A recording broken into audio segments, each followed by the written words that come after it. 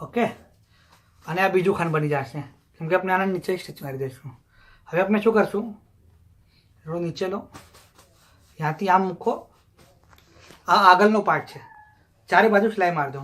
1 2 3 4 stitch મારી દો. Okay, આ બે ચેનવાળા છે ને આગળ બાજુ આવશે. 1 2 3 4 આમ ચારે સ્ટિચ મારી દો. ચેન અંદર લઈ લેજો.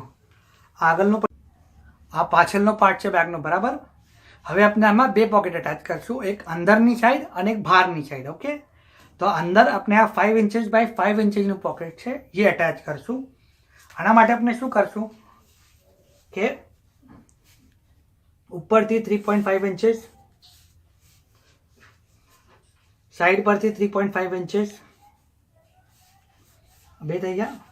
એક બાજુથી સેમ વે ઉપરથી 3.5 ઇંચીસ અને સાઈડ પરથી 3.5 ઇંચીસ. ઓકે, હવે આપણે આ પોકેટ મૂકી દઈશું. પોકેટ મૂકી દઈશું, પછી એને ચારે બાજુથી સિલાઈ મારી દઈશું. ઓકે, આ એક પોકેટ થઈ ગયું. પછી એના બરાબર પાછળ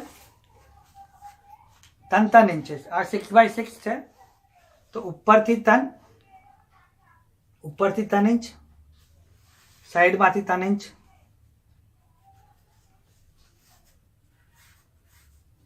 થયા. સેમ વે આ સાઈડ 3 ઇંચ ઉપરથી અને સાઈડમાંથી 3 ઇંચ. ઠીક છે, અને પછી આપણે આ પોકેટ પર મૂકી દઈશું. આ આપણું 6 ઇંચ બાય 6 ઇંચનું પોકેટ છે અને અંદર બાજુ 5 ઇંચ બાય 5 ઇંચનું પોકેટ છે. આ પોકેટ પહેલાં અંદરનું સીવજો તો એની સિલાઈ અહીંયા આવશે, પછી એના ઉપર આ મૂકજો. ઓકે, આ બે પોકેટ આપણે અટેચ કરી કાઢીએ, પછી આગળ કરીએ. આ આપણે બધા પોકેટ અટેચ કરી કાઢ્યા છે. આ પાછળના પાર્ટમાં આ જો, આ 5 બાય 5, આ 6 બાય 6. ઓકે, જો આપણે સિલાઈ કેવી રીતે મારી છે કે આ નાનું પોકેટ બહાર જ્યારે સિલાઈ આવે ત્યાં શો નહીં થતી બહાર. ઠીક છે, આપણા બે પોકેટ પાછળ બાજુ અને એક પોકેટ જે મોટું પોકેટ હતું, જો આ એક પોકેટ થયું અને આ બીજું મોટું પોકેટ થયું. ઓકે, તો પોકેટ થઈ ગયા. હવે આપણે શું કરશું કે આને આમ મૂકશું. ઓકે, અને આ વચમાં ચેન છે,